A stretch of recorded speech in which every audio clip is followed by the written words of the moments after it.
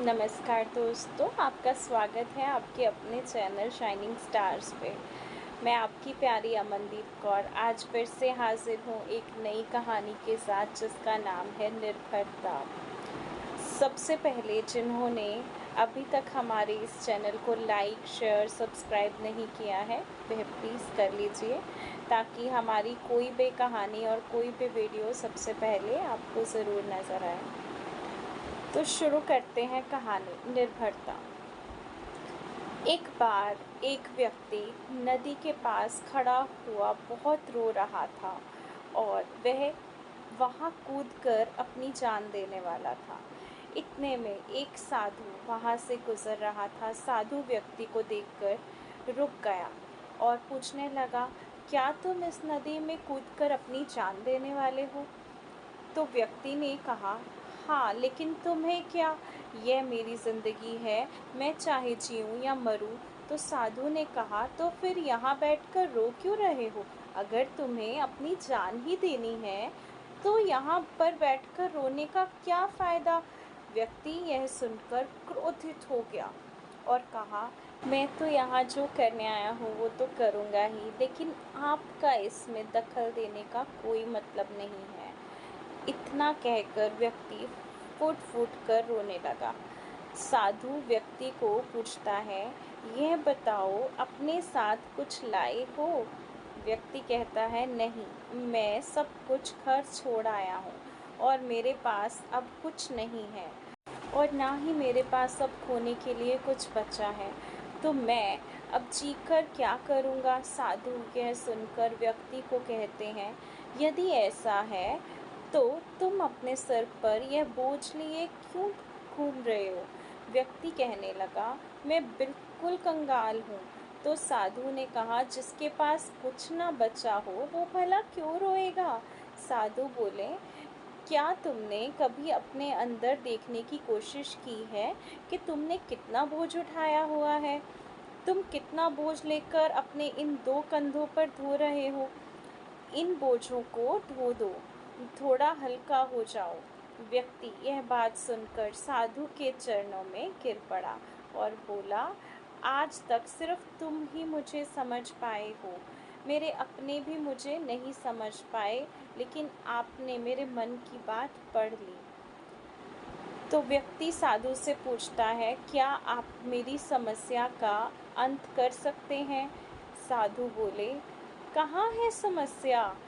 तो व्यक्ति ने बोला, चलिए आप मेरे साथ मेरे घर पर, वहाँ है समस्या। साधु बोले, समस्या घर में नहीं, तुम्हारे अंदर है। अगर तुम उस समस्या का समाधान नहीं करोगे तो हर जगह समस्या ही दिखेगी जिससे परेशान रहोगे। व्यक्ति कहता है, आप सही बोल रहे हैं, समस्या मेरे ही अंदर है, मैं किसी काम का नहीं हूँ, मैंने कोई भी काम कभी ढंग से नहीं किया, जब भी कोई काम करने जाता हूँ वह गड़बड़ हो जाता है। लेकिन किसी को नहीं पता, मैं जो भी करता हूँ मैं अपने परिवार की खुशियों के लिए करता हूँ। मैंने एक नया काम शुरू किया, सोचा कि मैं घर वालों की हर तमन्ना पूरी करूँगा, तो मैंने बहुत मन लगा के काम किया, लेकिन पहले बहुत अच्छा काम चल रहा था और उसके बाद वह बंद हो गया और मुझे बहुत नुकसान हो गया, तो उसका कर्ज़ भी मेरे सर पे पड़ गया। तो पहले तो घर वालों ने मेरी बहुत मदद की थी मेरा नया काम खोलने के लिए और सब कुछ ठीक था, लेकिन जब मैं नुकसान में चला गया तो सबने मेरा साथ छोड़ दिया। और मेरा एक दोस्त है, उसने भी साथ में ही काम शुरू किया था, उसके पास बहुत पैसे हैं, वह बहुत ऐशो आराम की ज़िंदगी जी रहा है। वह जब भी घर पर आता है तभी मुझे समझाता है, मैंने इतनी मेहनत की और मैं यहाँ पे पहुँच गया हूँ। जब भी मेरा दोस्त घर पर आकर अपनी सफलता के किस्से सुनाता है तो मुझे बहुत बुरा लगता है, मैं और भी ज़्यादा उदास हो जाता हूँ। तो साधु हंसने लगे और कहने लगे, अरे मूर्ख व्यक्ति, पहले मुझे तुम ये बताओ कि तुम अपनी परेशानियों से परेशान हो या फिर अपने दोस्त की सफलता से परेशान हो? तो व्यक्ति बोला, मुझे इस बात का ज़्यादा दुख है कि मेरा जो दोस्त है वह बहुत सफल है, और वह जब घर में आके अपने सफलता के किस्से सुनाता है तो घर में सब मेरी तरफ देखकर मुझे बोलते हैं कि तू इससे सीख कुछ, तो वह मुझे बर्दाश्त नहीं होता है। तो साधु फिर से हंसने लगे। वह बोलते हैं कि इसका मतलब तुम्हारा जो रिमोट कंट्रोल है वो तुम्हारे दोस्त के हाथ में है, कि अगर वह चुप रहेगा तो तुम खुश रहोगे, और अगर वह अपने सफलता के किस्से सुनाएगा तो तुम दुखी हो जाओगे। तो तुम ऐसे व्यक्ति हो जो खुद कुछ नहीं कर सकते, और जो करता है उससे तुम दुखी होते हो क्योंकि वह सफल है, जो कि बहुत ही गलत है। इस तरह से तुम्हारी ज़िंदगी कभी भी सुधर नहीं पाएगी।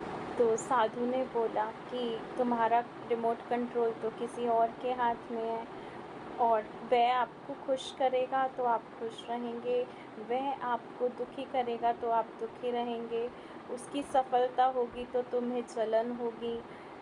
तो तुम्हारा कुछ नहीं हो सकता। अगर तुम चाहो तो जाकर अपनी जान दे सकते हो, जो तुम करना चाहते हो वह कर सकते हो।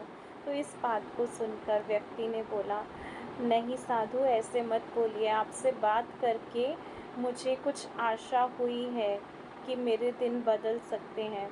तो प्लीज़ आप मुझे मेरी मुश्किलों का समाधान करके बताइए। तो साधु ने बोला, जैसे कि तुम्हारा दोस्त तुम्हें आकर अपनी सफलता के किस्से बताता है, तो तुम्हें तो वह अपना अनुभव बताता है। क्या तुमने कभी सोचा कि बजाय कि जलन करने के तुम उस सफलता के किस्सों को समझकर तुम खुद भी सफल हो सकते हो।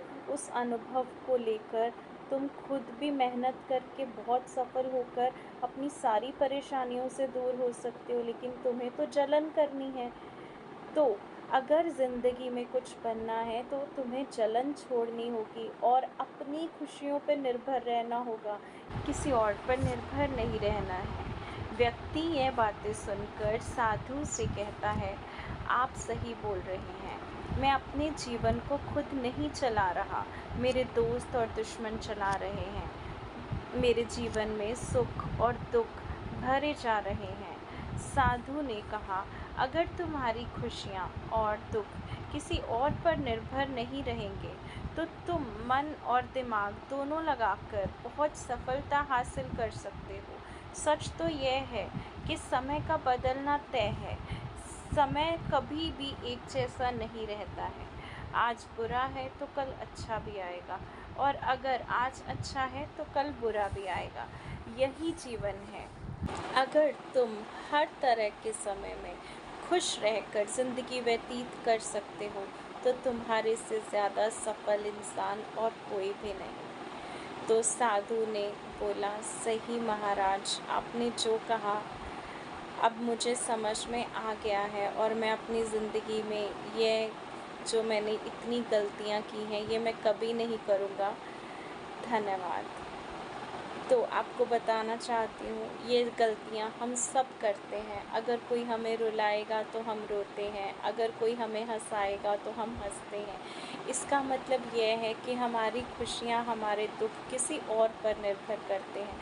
कभी हम किसी से ईर्ष्या करते हैं, तो कभी हमारी जो ज़िंदगी है ये तो एक पुतला बन के रह गई है, हम तो किसी और पर निर्भर हैं। तो ज़िंदगी में ये करना बिल्कुल गलत है। आप अपनी ज़िंदगी का रिमोट, अपनी खुशियों का रिमोट सिर्फ अपने हाथ में रखिए, दूसरों के नहीं। धन्यवाद। फिर से मिलते हैं अगली कहानी में। तब तक के लिए इस चैनल को लाइक, शेयर, सब्सक्राइब ज़रूर कीजिए। धन्यवाद।